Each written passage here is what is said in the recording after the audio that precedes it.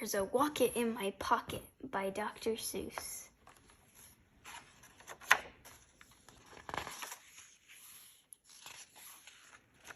Did you ever have the feeling there's a wasket in your basket, or a Naru in your baroo, or a was-it in your closet?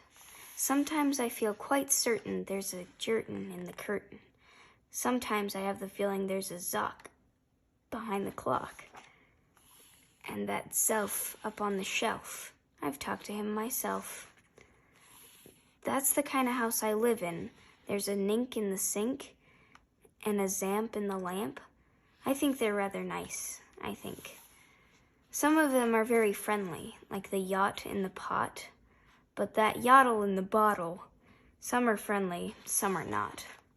I like the zabel on the table and the gare under the chair. But the bofa on the sofa, well, I wish he wasn't there.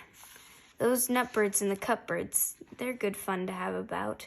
But that noothbrush on my toothbrush, him I could do without. The only one I'm really scared of is the rug under the rug.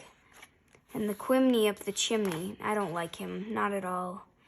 It makes me sort of nervous when the Zal scoots down the hall.